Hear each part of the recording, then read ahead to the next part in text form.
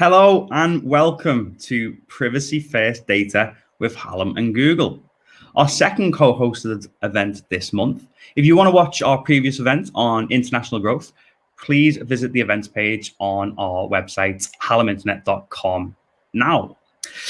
So the digital world around us is changing. Consumers are becoming much savvier about how their data is used for online marketing.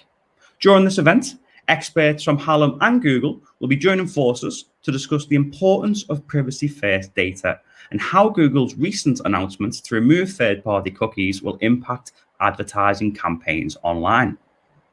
We'll also be looking at how we can embrace a privacy-first approach and how we as marketers and business leaders can start to navigate this change. After a quick round of introductions for our panel of experts, we'll have a keynote presentation from Google on privacy and data. We'll then have a panel discussion with digital marketing experts from Hallam. And we'll finish with a Q&A. So please be sure to pop your questions in the comments throughout the event. Also, if you hear anything cool, which I'm sure you will, make sure to share it on social with the hashtag ThriveOnline. And be sure to tag Hallam and Google in your posts so we can see them as well. So, onto your squad for today. We'll get me out the way first. I'm your host, Kieran Sheridan Lawler, Head of Marketing at Hallam. I'm known as the fast-talking Scouse social media expert, so please keep up. And I love, with somewhat of an unhealthy passion, all things marketing. I'm an award winner who single-handedly won a marketing campaign award against a number of larger teams before I joined Hallam.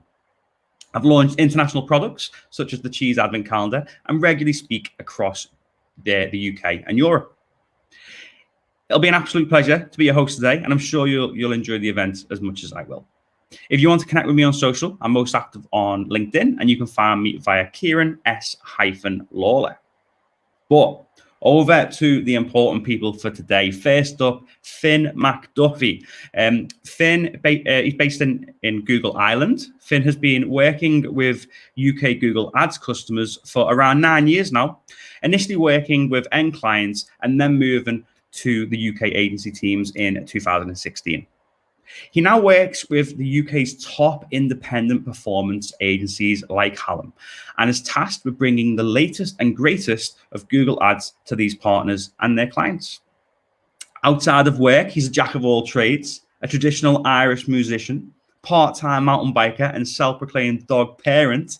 Finn, welcome to the event.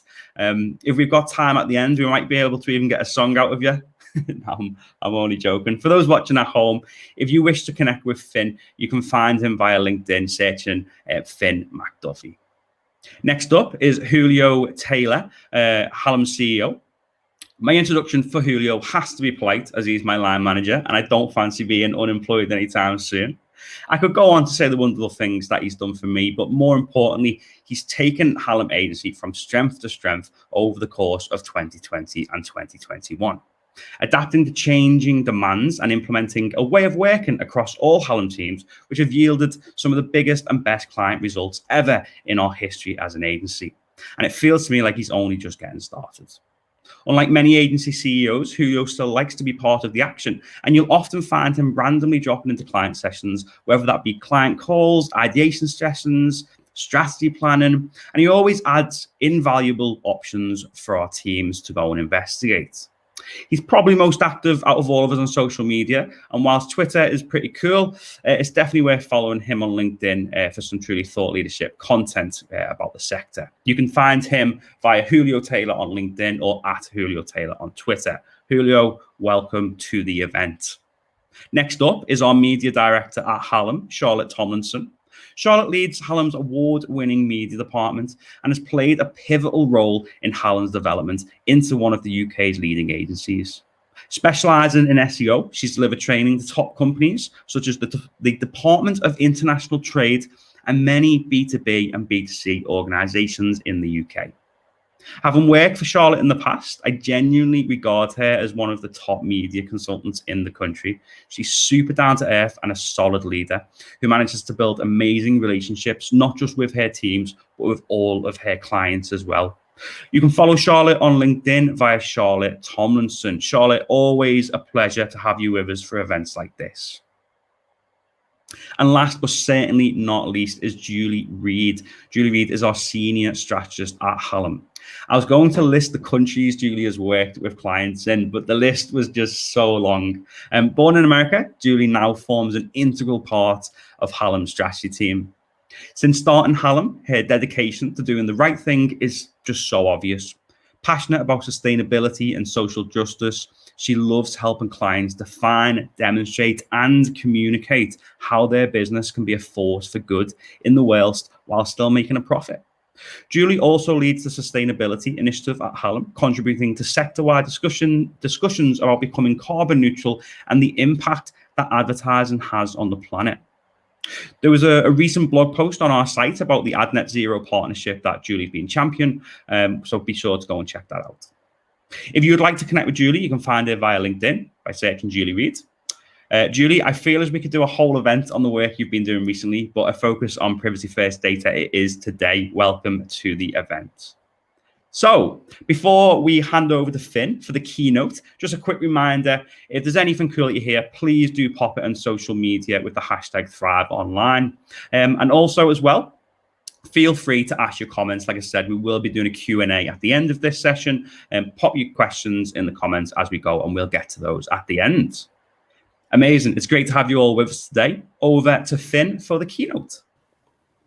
Thanks, Kieran. I'm delighted to be invited by Hallam today to join today's webinar and to share with you a little about what's top of mind on a very important topic in our industry. Before that, I'm just going to expand on the introduction a little bit. I'm a generalist, so I'm not a privacy expert. I work in general with agencies across a range of products. So today, what I'll be sharing with you is a top-line overview of what we're observing in the industry and how we're responding to that alongside partners like Hallam and others. But also a little bit about what I do in my spare time. I'm a recent mountain biking enthusiast. This is a picture of one of the places I go in Northern Ireland called the Mourne Mountain Range, which is a fantastic place to go mountain biking. Here's a picture of a recent cycle I did. And before I was able to travel during the lockdown, I got tired of dog walking, so I decided to buy a dog cycling pack. And now the Jack Russell is very used to going on long cycling journeys with me. So that's just a little bit about me and what I get up to outside of work. And I'm not going to sing to you today, I promise. Thanks, Kieran. Okay, so we're going to jump into the agenda. Today, I'd like to take you through why privacy matters and what's happening in the digital ads ecosystem, what's changing. Then I'm going to take you through a little bit of on Google's approach and our vision for the future, and then steps you can take today to begin navigating this.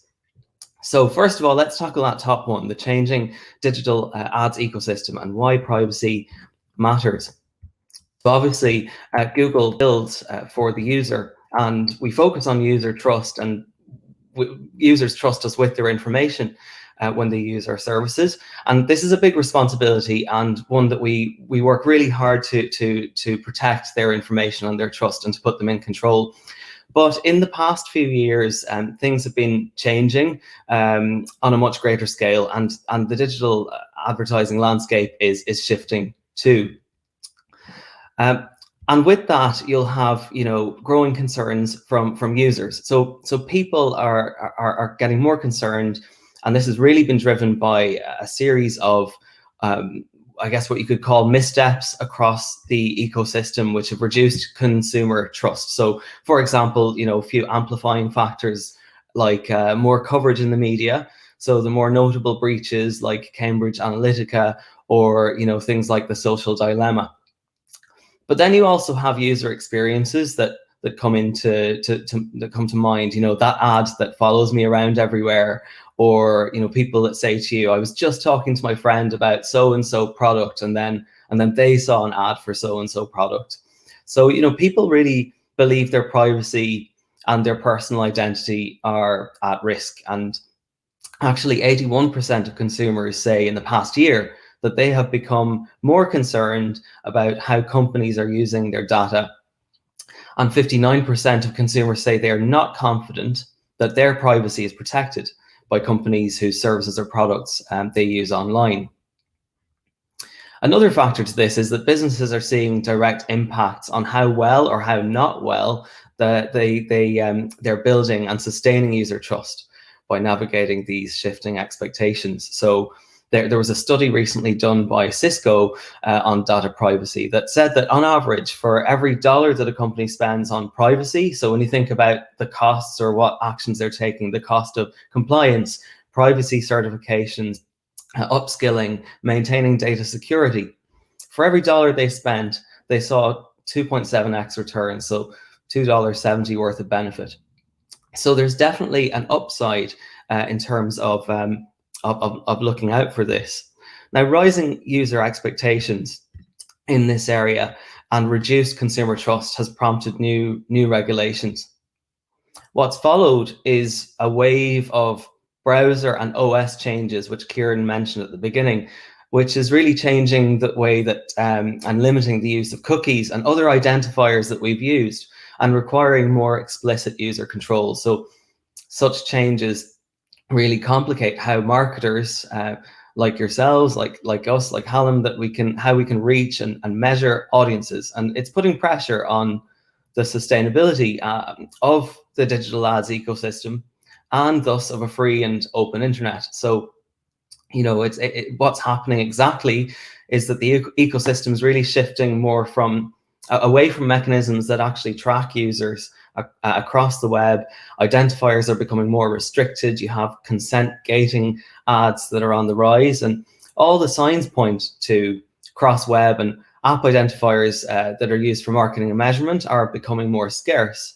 So just to summarize that, what we're seeing is that as an industry, we're going to have to do more with less. This is really seismic stuff. You know, tech changes are altering the foundations of our digital ads industry. User expectations about privacy and platform agnostic they are platform agnostic. They expect their privacy to be respected and protected across all ad platforms. The themes are relatively consistent. This all involves the restriction of or more limited gated access to tracking identifiers, which we would have used for advertising purposes. And while the intent behind these changes is to protect users and improve the user experience, without an agreed upon set of standards, attempts to improve privacy without suitable alternatives can and are having unintended consequences that are really perhaps undermining the original intent. So I'm going to take you through Google's approach now and our vision for the future. And again, this is very top level. I'll just cover off a couple of things, but it's stuff that you should really keep front and center when you're approaching this topic. Our goal is to raise the bar for user privacy by developing better, more privacy-focused experiences for our users. So we really feel we need to address what's top of mind and concerning our users. And it's also important that we address the requirements of our publishers and our advertisers and ensure that people around the world can continue to access ad-supported content across the web and on apps. So our approach is threefold. So we believe that privacy and performance aren't at odds with each other. They can coexist. The changes we're observing are an opportunity for all of us to up-level the entire ecosystem for everyone. So that starts with having a user-first approach.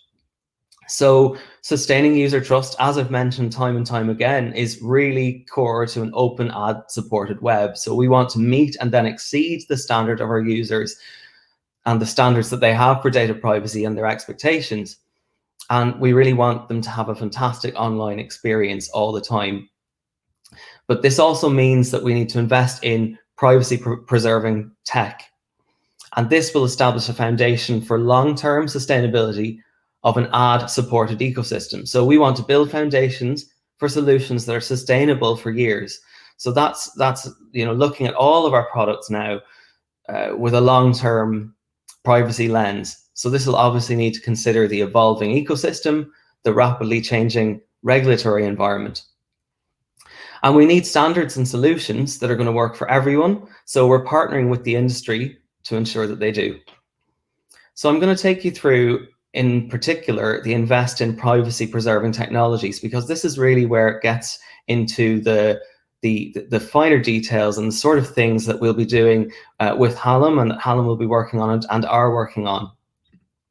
There's no silver bullet here, so we are leaning into privacy preserving strategies, signals and tech that will persist, and that will, looking at that long-term lens again, it's going to meet performance standards today and continue to deliver for marketers in the future. So first of all, I'm going to just chat through investment that we're making in first-party data solutions and infrastructure. With third-party cookies on the way out, it really reinforces the importance of developing stronger first-party relationships. So not only conceptually for user trust, but also technically from a digital marketing standpoint. So on the one hand, your business will obviously benefit greater by forging and strengthening relationships directly with your customers. I mean, nothing has been truer. It's always been that way. But now is the perfect time to really hone in on forging and strengthening those relationships with your customers. Because on the other hand, using first-party data can really help marketers better understand their customers' needs. So businesses that invest in first-party data can see considerable performance gains. Companies that link all of their first-party data sources generate double the incremental revenue from a single ad placement, communication or outreach, and about 1.5 times the improvement in cost efficiency over companies that have limited data integration. And that's from a study that we conducted with BCG. We're also investing in first-party data. So it's a stronger foundation for the future. It's going to help privacy-focused marketers do more with their first-party data and make sure that it's easy to use it and to organize it and to derive insights from it. So we've been increasingly investing in tools to help marketers collect, measure, and scale the use of their customer data. And we recently did a case study with Hallam actually on just that. So with less user data available, the second thing, which is really important to talk you through, is modeling. And modeling and machine learning to help you maximize your own data and to do more with less. So I mentioned earlier, one of the themes that we're seeing is things are becoming more gated, and we're going to have to do more with less. And that was really a direct reference to modeling. Modeling is, simply put, augmenting what user data is available and capitalizing on other available signals and data points. And we use machine learning to be able to assemble and sort huge data sets and produce inferences about what users' next most likely transaction will be. And the crucial bit here is we do this all without needing any personal identifiable information. So that's very wordy, but an example would be, we can see a computer user lives in Washington, DC, note that the weather forecast is humid and stormy, and then serve an ad for allergy medicine. So no personally identifiable data. Now that's a really, really basic example, but it's just to give you a flavor of the inferences. So modeling will help us to quantify the impact of marketing investments where observed conversions are not possible, and then create an aggregate view of customer behavior. So as deterministic conversions become less available, modeling is going to be even more critical to attain a representative view of how marketers' investment is performing. So it really is quite a seismic shift, as I mentioned before. So I'd like to move on next to what you can do today to prepare for a privacy forward future. And while all of this change can seem really overwhelming and challenging, as I said, there is a big opportunity for all of us to really up-level how seriously we're taking user considerations in this area. And it's a big opportunity for businesses to lean in early and to thrive even more as a result. So this would be the part where I'd encourage you to take notes, because there are a couple of actions coming up that you can keep in the back of your mind as we move towards a cookieless future. So fundamental actions to prepare for a privacy optimized future. And they're really, I'll just let you take it in what's on the slide here, but they're really straightforward. If you were to just lay them out, we've got 3 here: users first, comply with data regulations, invest in durable first-party data. So I'll talk you through this in more detail. In terms of users and protecting your customers' data, you really need to make sure you have up-to-date, clear, transparent policies on how the data is collected, how you're using it, how you're sharing it. Review how you currently collect and use data, and ensure that your systems and practices are consistent with your own principles. And then ensure as well that your partners also have privacy-first principles and practices that protect user data. So this is really your due diligence in the first instance. The next is comply with data regulations. So prioritize consent and implement user controls, like the ability to opt in or out, for example, or in order to comply with existing regs. And then just to future-proof your practices for more regulation as it comes. So I did say this is a shifting environment. Ensure your tags are firing in a consent-aware manner. So we have a few solutions to help you there. A beta which we're working on at the moment with Hallam, for example, is consent mode, which we can talk more about later. But there are tools that we are trialing right now in order to navigate the additional complexity whilst still providing you with the signals you need to optimize your business towards the goals that you've always been set on achieving. Finally, ensure you have comprehensive first-party data solutions in place by investing in first-party data solutions and customer relationships. There's a lot in that. We won't get into it today, but that's an important one. Okay. There are a couple of things. I'm not going to cover all of this right now, but in terms of investing in machine learning solutions so that you can adapt from the precision era to the prediction era, there are a couple of things you can do. And we've been doing a lot of work on this with Hallam lately. So invest in what already exists, right? So already in automation, there are a number of things available to you, which are, they're less in the future and more right now. So automation and machine learning can help you achieve relevant user experiences at scale and anticipate users' needs, even when signals are limited due to user preferences or browser constraints. So you can use a range of our audience tools in order to select larger audiences. A lot of machine learning is already creeping in there. Again, think of that user in Washington and their behavior and the inferences. Without personally identifiable information, we're still able to infer at scale what they might be interested in or what they might need. And we have a lot of audience products that enable you to do that.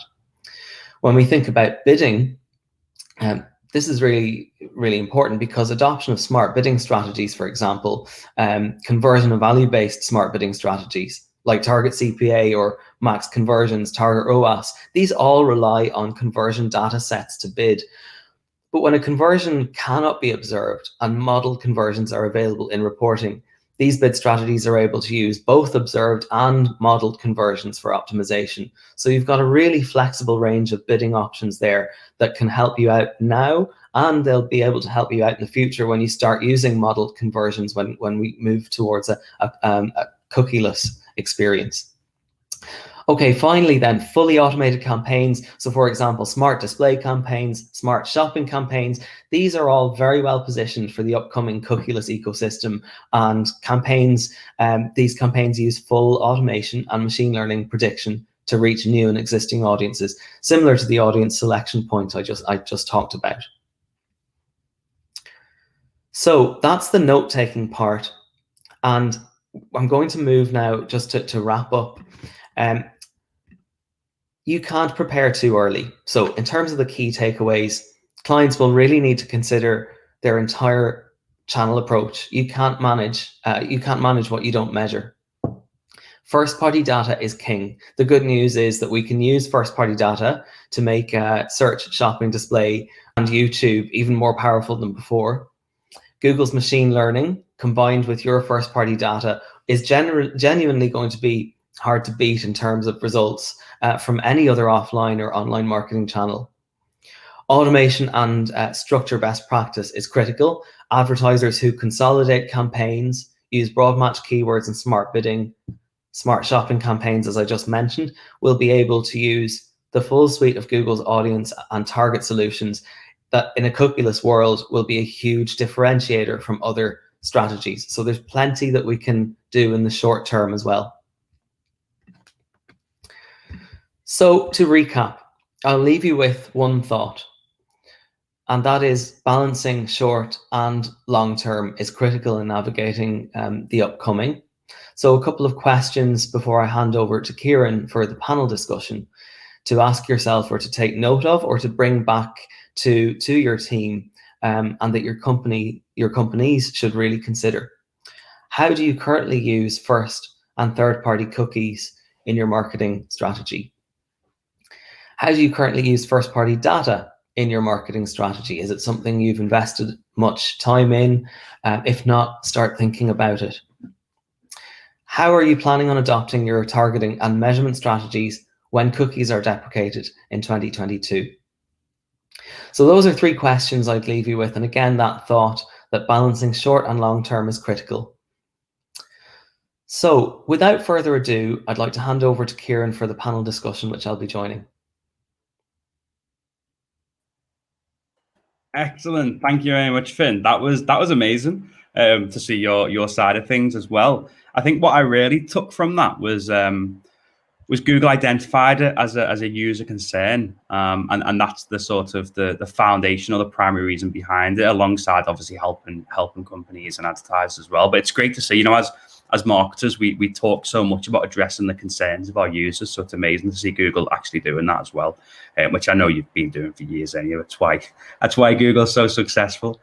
I think one other thing I was take from that is you mentioned something. You said, and I wrote it down next to me, you can't manage what you don't measure. I think that's definitely one for the to be put up on the wall in the Hallam office or something. That's an absolutely amazing quote, and I think something that we can all take away from this. Before we go into the panel discussion with everyone and jump into some questions, I just want to give everyone a quick heads up as well. Finn did mention that for every sort of $2.7 spent, you can get $1 back on sort of this investment in data. And we are, as an agency, looking at products that we're going to be launching shortly about the conversation we have now and how we can actually, really do a deep dive into your business, into your business's use of data and provide recommendations on the back of that. So to check that out. Jumping into our panel discussion, I'm going to start with yourself, Charlotte. Welcome to the event. And I'm going to jump straight in. How will phasing out third-party cookies impact ad targeting? It's the big question on every marketer's mind at the moment who has sort of online campaigns running. What should marketers do about it? Yes, I mean, we use third-party cookies to essentially hyper-target users currently based on behavior, interests, demographics, and so on.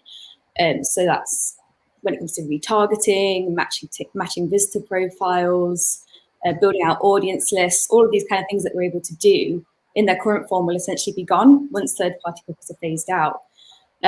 So, I mean, a couple of things that really come to mind for me of what you can start doing about that. I mean, Finn already referred to this in his excellent keynote. So your first-party data strategy is extremely important. So auditing kind of where you are now in terms of collecting that first-party data, making sure that it's compliant in the way you're collecting it, but then also thinking about the future. So, new ways of potentially collecting that customer data that you can then utilize in future. So maybe we can talk a bit more about that later. Another thing that you might want to think about as well is contextual targeting as opposed to kind of hyper targeting based on users and personal data. And by contextual ad targeting, I mean, placing an ad on a website based on the content of the site and the context of the website, which is kind of a bit more of an old school approach. But I think that's going to start coming back a lot more. So, a really basic example of that would be L'Oreal putting an ad on a women's lifestyle website because they understand by the context and the content that the users of that website may be interested in their products and click through. So I think we're potentially going to see sort of tactics like that coming back as well. But yeah, Julio and Julie, would you add anything to that? I would add one thing, and it's following on from the contextual side of it. I think when you start thinking about a return to maybe some of the older school marketing tactics that we used to be rolling out there, I think that's where something like incredible creative really comes into play, and making sure that the advertising that you're putting out there, the messaging that you're putting out there, it's really going to stand out and capture people's attention, and just intrigue them, spark a little bit of a question, get their emotions going. I think that's going to really come back into play. Yeah, massively agree with that. I think we've relied very heavily on the hyper targeting in the past, and with that gone, creative is going to be the way to stand out. Yeah, totally agree. I think what, from my point of view, what's interesting is for a long time, I think users on the internet were just a product. We're just a way of maximizing exposure to ads. And like Julie just mentioned, back before the internet, advertisers had to work really hard to gain attention. If you spent the money to put a billboard in the underground, for example, or somewhere prominent, Times Square, like, it had to cut through. They had to be exceptional, and that's why we had this amazing golden age of advertising where things were meaningful and people remember ads. And I think the ability to target, it's almost like we had too much of a good thing, and the ability to target people without control, it's kind of made us lazy, and the quality of the ads has got worse. In some cases, it's become very cynical, and I think this is actually a really good thing, because it's going to make, first of all, I think it's going to make it more difficult for people who shouldn't be advertising to advertise, and I think it'll make it better for customers, because you'll get better ads, you'll get better products, you'll get better messaging, better everything, and I think you'll just make more informed purchases as a result. I think it's a good thing. I was at an event recently with some company directors, people who are not in marketing, and they asked me, like, explain it to me like I'm 5. And I said, well, imagine that you're organizing a birthday party in your neighborhood, and you got 2 choices. In the old days, you would knock on every door and shout into everybody's living rooms and shout and make them come to tell them that you have a barbecue until they throw you out of the house. Now you have to just ring your friends, ring people who actually know that you have, who actually know you, who actually want to come to your event. That's kind of what we're dealing with. Like, you can advertise to people who want to hear from you. That's it. It's that simple. And if they don't want to hear from you, then you shouldn't be advertising to them. And then there's a whole concept of contextual advertising, which I think is also very, very good, because, Finn's talking about mountain biking and these kind of things. So I presume, when Finn's reading a blog post about mountain biking, there'll be ads that are actually interesting, rather than some God knows what came up because of some historical thing that would have been on another website. So I think it's good for everybody. And I think also it's good for publishers, because they'll get better ads, probably more click-throughs, and it's just better for the whole ecosystem. So in my opinion, it's a really interesting, it's only bad for marketers, I guess, because we have to make so many changes to the way that we work. We have to adapt and change, but that's something we're very used to as digital marketers. I like your point there, Julio, about, it's actually going to be ads which are going to be relevant to that sort of page that you're reading, taking the mountain bike, for example, because often you're in a different mindset as you sort of engage with different forms of content. And if you're sort of relaxing and you're watching a YouTube video for your own entertainment, you don't really want those sort of ads coming through about how you work and stuff that we've seen in the past, because you're just in a total different mindset at that point. Yeah, I mean, Monday.com. I was actually going to use Monday.com. Yeah. It doesn't matter where I am on the planet, I'm seeing Monday.com ads, because they know that I work in an agency, right? So it's just insane. Every channel knows who I am. Yeah. Whereas if you were reading an article on planning or something, and then it would sort of work that way. And I think that's what we're moving to. I want to go a little bit into detail about how sort of customers can consent moving forward. And Charlotte, I know you've got a little bit of information about that. Before we do, though, Finn, you mentioned in your keynote then, you said that first party is going to be more durable than third party data. Julie, I know we've discussed this in the past. Could you just give an overview of the difference between first and third party for people who are maybe watching this who don't have that sort of level of knowledge yet, but they know that this is super important for them moving forward? Yeah, I think the main thing to think about when you're thinking about third party and first party is it's really about ownership and that idea of consent. And third party data is something that's collected by someone else. Could be email address, it could be location, it could be behavioral. And then you're getting access to that without that direct relationship. So if you think about first party data, you're building on that relationship with your customer directly. So this might be information that you're collecting through your website or app or as they interact with your product. If you have a CRM, a customer relationship management tool, that could be data that you're starting to build out a picture of who this person is and how they interact with your brand. It could be your email list, survey responses. So a lot of the data points might be the same, but it's really about that idea of ownership and consent. And I'm giving you permission to talk to me directly rather than you just bought this list off of someone or you're grabbing this information and I don't know who you are or why you're talking to me. So I think that's the big point to consider. The thing that's interesting, Julie, is first-party data has been the priority for marketers for decades. But forever, you would buy a product and then you get a little registration card and you'd fill it in and send it to send you something for free as a reward. That's how they then send you follow-up stuff, right? That's always existed. I think we've just become addicted to this sugar rush of like these little wins that you get through third-party data that are so transparent and accountable that they've sort of replaced some of the things that we've always done. What I think is really interesting is I'm just jumping ahead, Kieran, but I think it's an important point to add is it absolutely massively elevates the responsibility that brands have to provide a good user experience. Yeah. Because unless you deliver something worth using, no one's going to give you the data. So actually, you have to work so much harder to convince somebody to part with their name, their email, some phone number, something for you to be able to develop a relationship with that customer. So It's good for the customer again, because I think the quality of websites is just going to increase. It has to increase. Otherwise, you get left behind. Definitely. And I think that sort of leads quite nicely into, starting a conversation about what can we do as marketers to make sure that we are getting customers to consent in the right way. Charlotte, I know you've got some ideas around how the media department is going to be dealing with that. Would you like to share those? Yeah, I mean, I suppose on a fairly basic level, you need to make sure that you've got compliant cookie banners on your website. I know Julio published a post recently on that. So, that's making sure that you're complying with regulations, so GDPR, but also, the upcoming e-privacy regulation as well. I think it's called the e-privacy directive. Definitely recommend you read up about that. Things are only going to get stricter and stricter. So ensuring that that's in place is extremely important.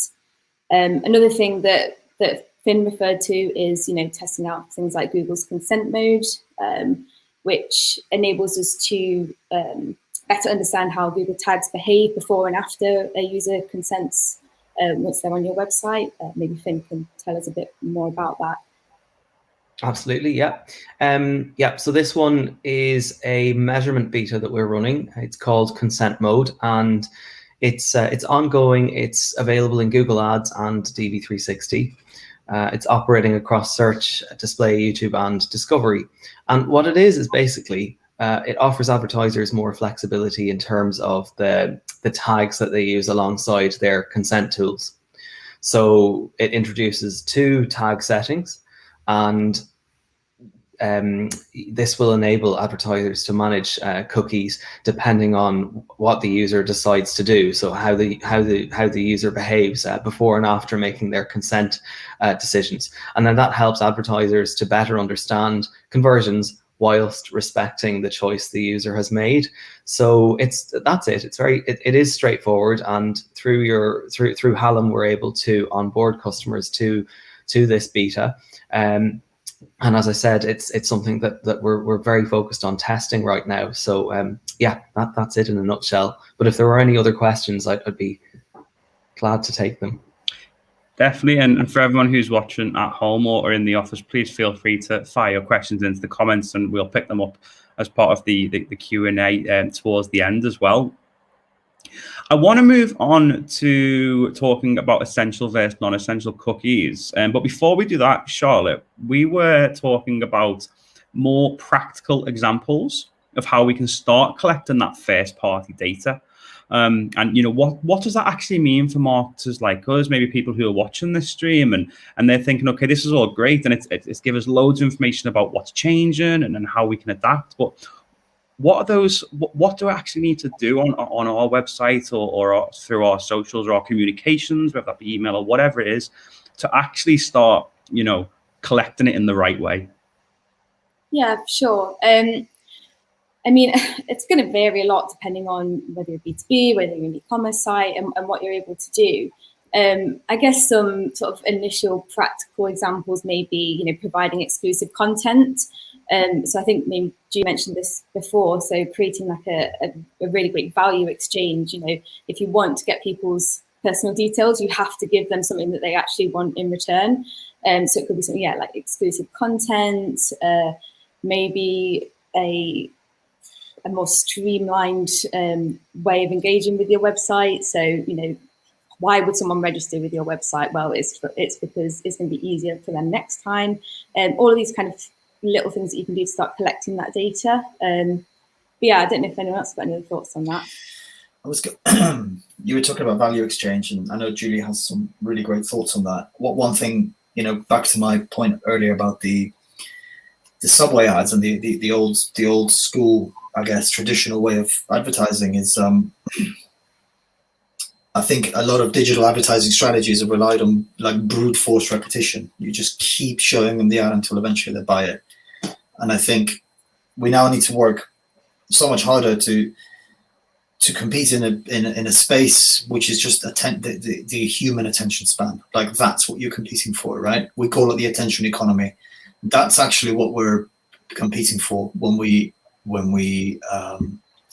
invest in advertising and creating like an exceptional experience or like a memorable creative is in my opinion, is going to be the difference point. And that's the thing, like the whole level of expertise has shifted from managing the accounts, which is now done by AI and machine learning in a way that's so much more effective than we could have ever done manually.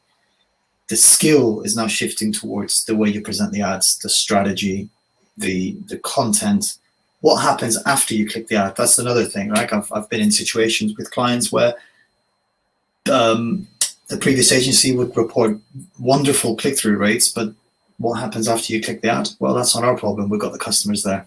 It is your problem. I think you have to make sure they're buying the product, not just clicking on the ad. Because just clicking on the ad, it's like going through the subway and just yelling at people. And if they've looked at you, then you consider that to be a success. It's not. Do they want to hear what you've got to say? That's more important.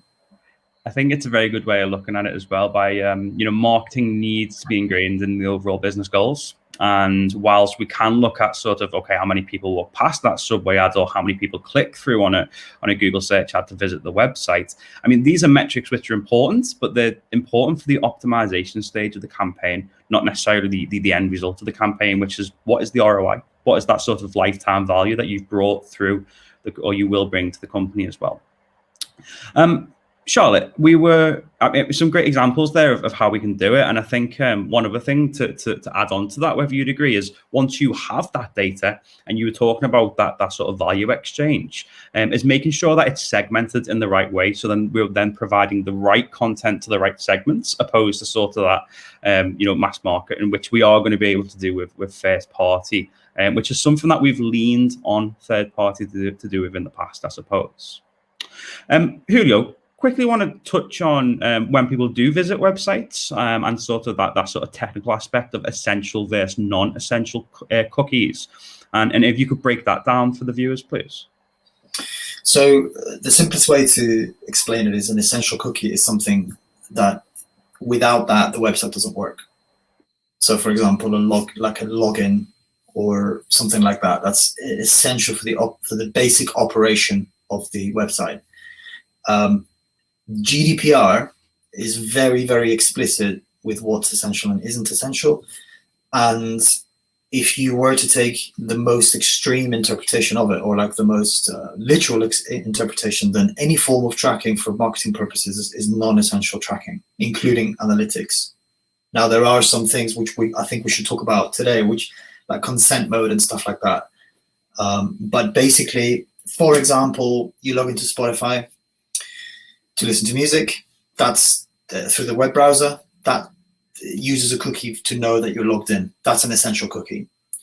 But there might be other cookies. Well, there are other cookies in Spotify's case, which is what are you listening to? Which podcasts have you been, so that they can then serve you ads. Those are not essential. That's the difference between the two. Yeah, I think that Spotify example is a great way of breaking it up. And obviously it's going to change with different businesses and different business models. So it's finding out what is the essential ones. I think another good example, Kieran, is a shopping cart. A shopping cart is an essential cookie, right? For an essential use of data for an e-commerce platform. Yeah. So that it knows what's in the cart. But maybe the last 5 products you've viewed, so that they can then serve you recommended products from a third party based on affiliate marketing. That is not essential, but it's in the same platform. Yeah.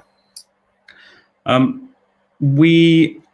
want to also just touch on something which we were chatting about earlier, and Julie, and this is the 5 key areas that we're sort of recommending as an agency of what businesses can do to sort of manage this transition over the next sort of 6 months to 12 months.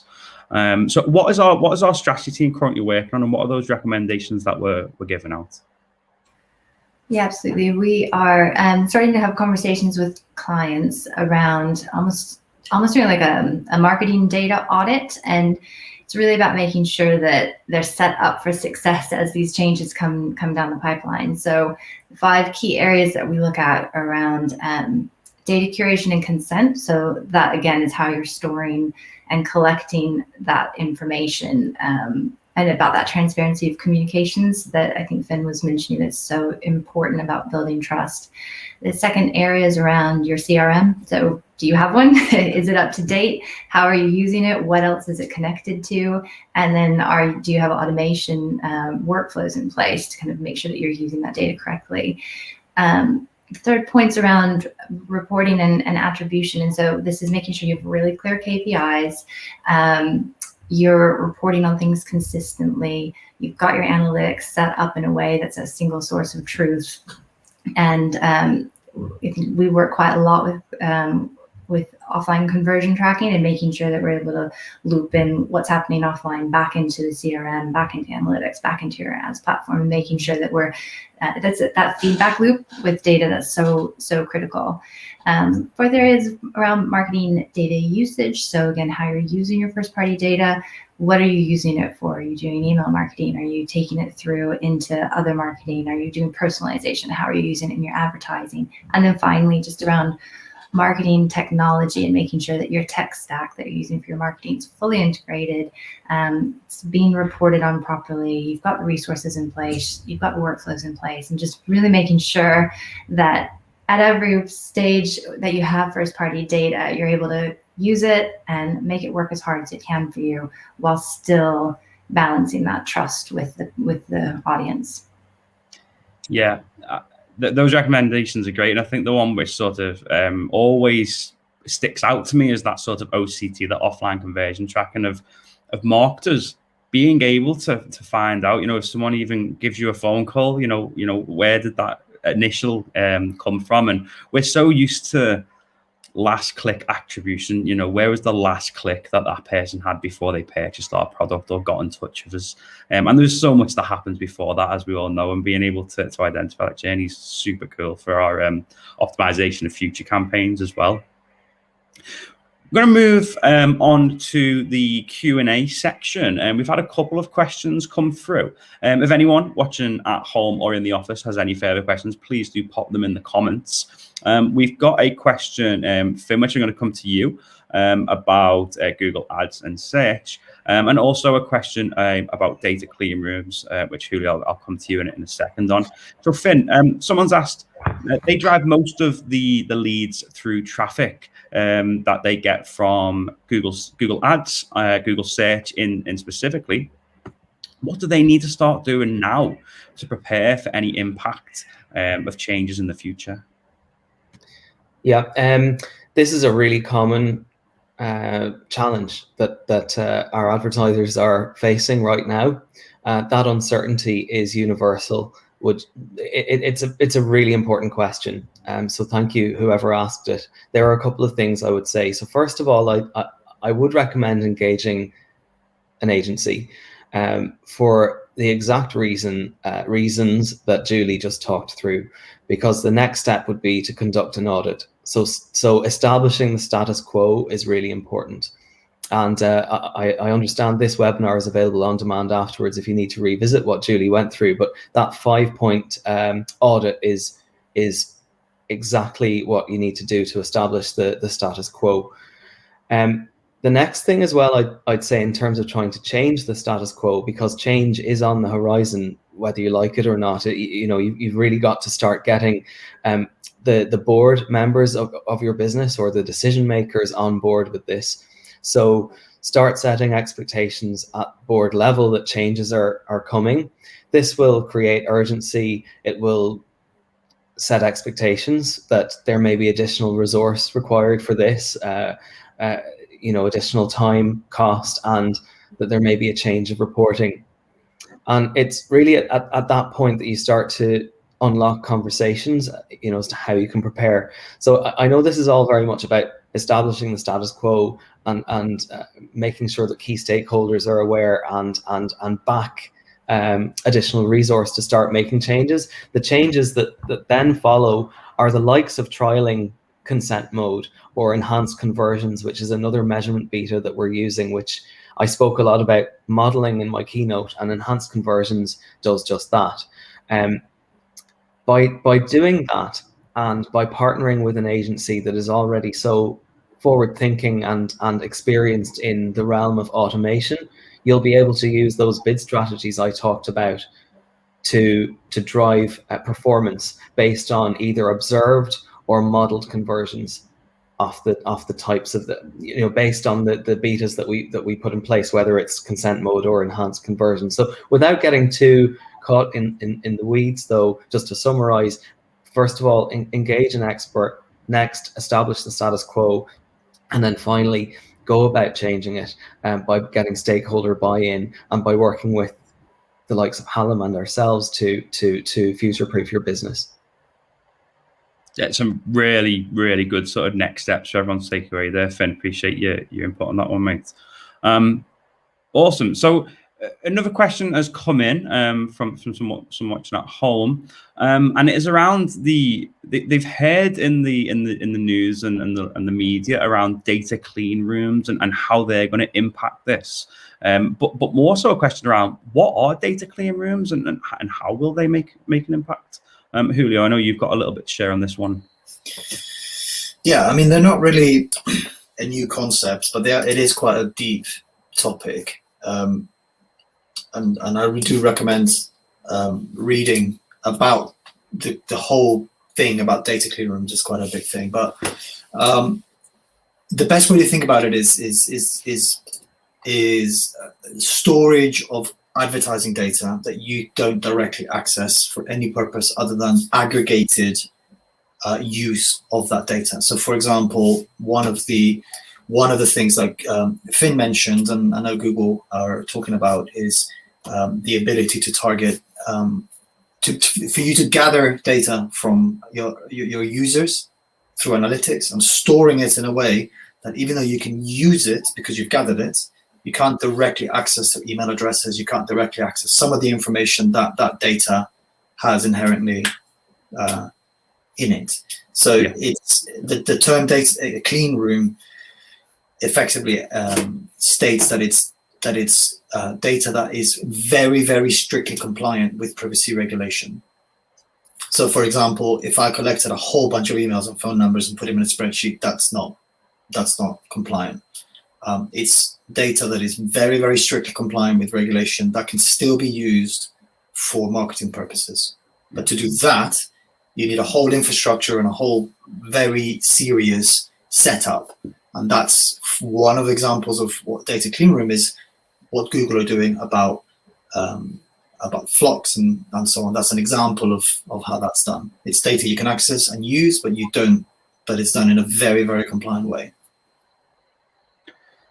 Understood. Very quick overview of a complex subject matter. It's something that I'm definitely going to go away and read. And the person who asked that question, please do so as well.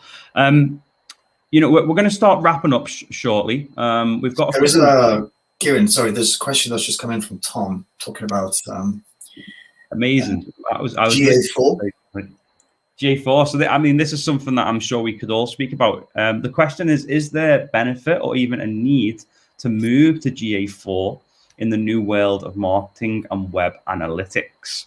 Has anyone got a preference on picking up that question? Fire away. I can answer it. So yes, there is a very big benefit and a very big need to move to GA4. GA4 is a critical component of most of what's coming next from a Google point of view. So a lot of the advanced targeting and the more evolved solutions to some of the problems that we're now facing rely on some of the capabilities that GA4 gives you, alongside far more advanced ways of reporting and integrating data. So it is a major step change in analytics platform, and we would recommend certainly everybody should be moving to GA4, because it's going to be the bedrock of a lot of the additional ad tech that's going to follow from Google and others that are going to allow you to not to. And this is the key thing. It's not about bypassing privacy. It's about adapting to it so that you're using it as an asset, not as a problem. But GA4 is the cog at the center of it. Yeah, just to add to that, you want to get it set up sooner rather than later and start collecting data, because eventually, the current version is going to be phased out. So yeah, it's a very simple. And it collects far better data in a much more private and useful way. So it is an essential requirement. That might also follow on quite nicely from Finn's point about getting stakeholder buy-in early. The reports that you're sending up the chain have metrics in them that we might not be able to capture in the same way. And so switching over to a new reporting model as soon as possible and getting that senior buy-in might save a lot of headache in the future. There's a question there from Nicola talking about it'd be good to see the outcomes of a live case study to get business leaders on board and so on. One of the things we're going to be doing at Hallam is an event specifically aimed at C-suite director level, where the topic will be a little bit more high level, and to talk about more from a business transformation point of view what's involved, and that is something that we're very focused on at Hallam as one of the three pillars of what we're doing about this is transformation, C-suite sort of understanding, director buy-in. It's as important as the technical and the creative, the other two pillars of the strategy.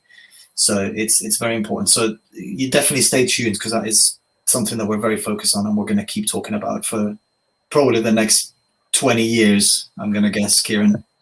We are, but we're going to go heavy on it next quarter. Before I give everyone watching a little bit more information about that, I'd just like to say a big thank you to our panelists, Finn, Julio, Charlotte, and Julie. It's been an absolute pleasure having you at the live event today, all with invaluable expertise for everyone watching. So I do appreciate you coming along. Thanks. Cool. So just to wrap up, like Julio did mention, then we are going to be focusing a lot about the buy-in and process like that. We have a number of case studies already live on our website, so please do head over there to check them out, as well as blogs on Cookieless Future, on GA4. They're all live as well, and I'll also be pushing them through our social channels within the coming weeks, so check them out. As Julio did sort of lead on to, then we're going to do a big piece on data privacy as part of our Q3 campaign. So again, keep an eye out for that. There'll be more events like this, more deep dives into specific issues, and more content for you to engage with. So listen, it's been an absolute pleasure to be your host. If you want to speak to any of our experts about how your business can become more data-driven, then please do drop us a line. The email address will appear on the screen shortly.